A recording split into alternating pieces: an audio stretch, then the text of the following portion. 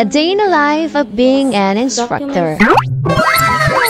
Hey beautiful people! Finally, it's Saturday na nga, kaya lang meron pa rin tayong pasok kahit Sabado. Pahirapan nga palang maghintay ng tricycle dito sa amin. Kailangan ko pang maglakad hanggang sa may kanto para lang makita ako ng mga tricycle driver. Ewan ko ba naman kasi sa mga to, siguro masyado akong maliit at hindi nila ako makita kaya hindi nila ako napapansin. Sa pinakadado ti aso dito yung banda. And finally, nakasakay na nga din pala tayo. Akala ko aabutin pa ako hanggang kanto bago ako makasakay. Actually, malapit lang naman talaga yung school, kayang-kaya ko namang lakarin, kaya lang wala lang akong kasabay, wala lang akong kasama. After ilang minutes, nandito na nga ako sa office at ayun nga, hinihintay ko na nga lang yung aking mga estudyante para mag-prepare na kami ng mga kapapilan at mag-print na ng mga kailangang i-print. At habang nag-work na ako dito sa office, yung mga officers naman ay nasa Ardet Hall para mag-prepare ng mga tables and chairs para sa upcoming activities namin sa Monday. Tapos habang nag-work ako, na-realize ko bakit parang super sipag ko for today's video,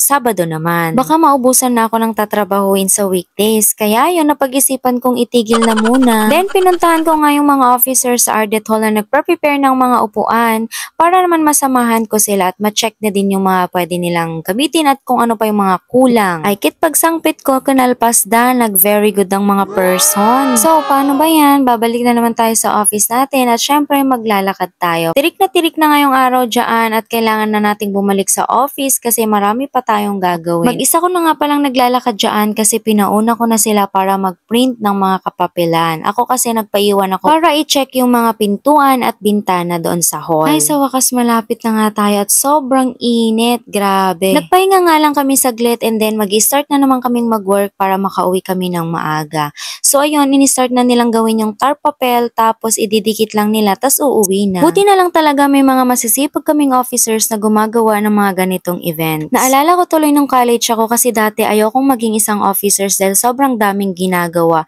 Pero may isang taong nagpa-realize sa akin na kailangan pala i-involve mo yung sarili mo sa mga ganitong mga bagay kasi napakagandang baon nito or experience pagka ikaw ay nagtrabaho na. Kaya palagi kong sinasabi sa mga estudyante ko na kailangan ma-involve sila sa mga ganitong activities kasi kailangan din nila ito as their experiences. Naniniwala din kasi talaga ako sa kataga na experience is the best teacher. So yun lang guys, thank you so much. Don't forget to spread positivity and enjoy your life.